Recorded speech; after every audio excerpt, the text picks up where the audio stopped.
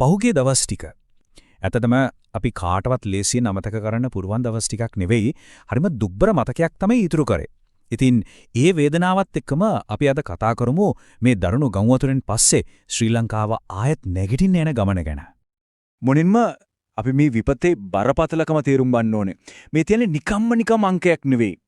මේ කියන්නේ ගම් වතුරටයි නායෑම් වලටයි අපි හැමෝටම නැති වෙච්ච ජීවිත ගාන.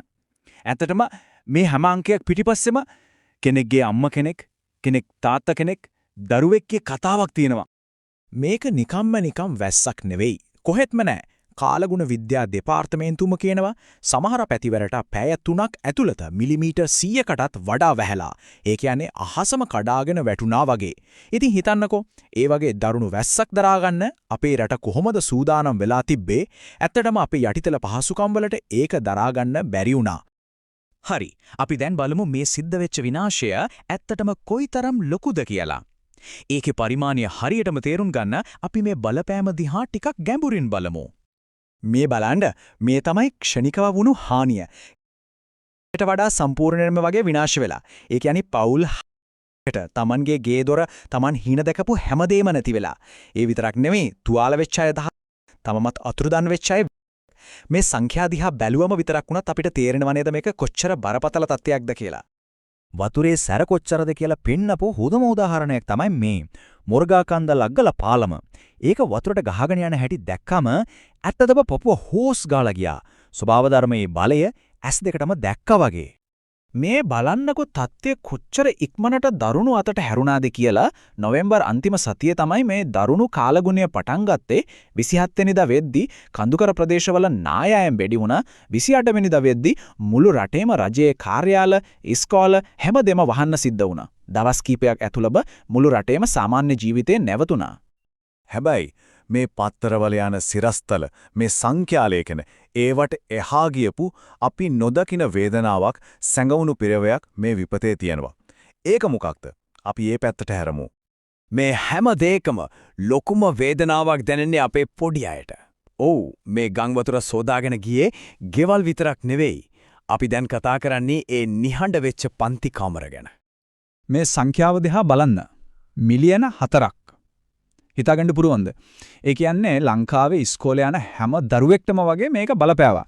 තමන්ගේ පන්ති කාමරයෙන් යාලට ඈත් වෙන්න සිද්ධ වුණා. මේක අධ්‍යාපනයට වෙච්ච දැවැන්ත පහරක්. හිතන්න දරුවන්ගේ ලෝකෙට මුකුතු වුණේ. ජාත්‍යන්තර ඉස්කෝලේ ඇතුළු රටේ හැම ඉස්කෝලයක්ම වහන්න වුණා. ජීවිතේ වැදගත්ම විභාගයක් වුණු උසස් පෙළ විභාගය කල් දාන්න සිද්ධ වුණා.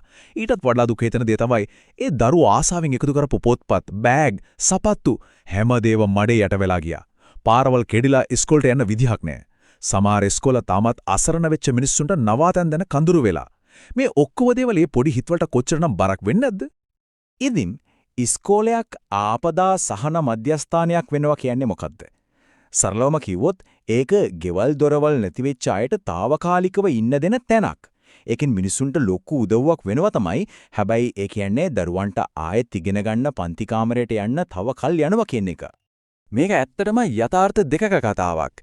එක පැත්තකින් විනාශය, අයිමිවීම, බලාපොරොත්තු සුන්වීම, අනිත් පැත්තෙන් තමයි අපි කවුද කියලා ලෝකෙටම පේන්නේ. එකමුතුකම, එකිනෙකාට උදව් කිරීම, අත්නැහැරීම. මේ අර්බුදයේ මැද්දේ අපේ ප්‍රජාව නැගිලිටියා. අපි වැටුණට අපි පරදින්නේ නැහැ. දැන් අපි කතා කරමු ඒ බලාපොරොත්තුව ගැන. මේ අමාරුම වෙලාවේ එළියට ආපු ඒ මිනිස්කම ගැන.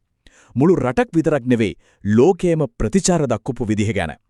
මේ බලන්න මේ තමයි නියම එකමුතුකම. මුලින්ම උදව්වට දුවගෙන ආවේ කවුද? ගමේ ඉන්න අපේම සහෝදරයෝ.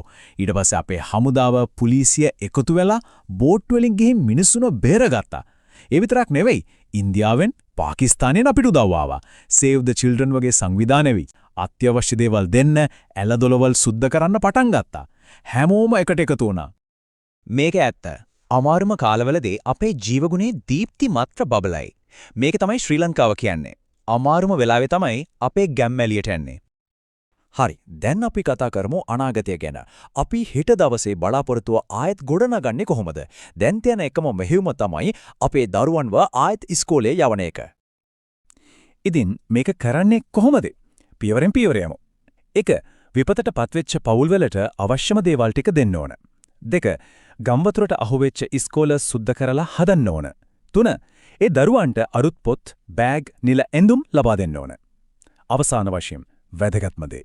ඊ මිලියන 4ක් වෙන දරුවෝ ඔක්කොම ආයෙත් ඉගෙන ගන්න පටන් ගන්න ඕන. මෙහෙයුම පැහැදිලි නේද? ඒක තමයි හැම දරුවෙක්ටම ආයෙත් hina වෙලා ඉගෙන ගන්න පුරුවන් හෙටක් හදලා දෙන එක. ඉතින් මම මේ කතාව අවසන් කරන්නේ ඔයාලා හැමෝගෙම මේ ප්‍රශ්නය අහලා. අපි කොහොමද දරුවෙක්ගේ මුළු ලෝකෙම ආයෙත් ගොඩනගන්න උදව් කරන්නේ? ඒක අපි හැමෝම හිතන්න ඕන දෙයක්.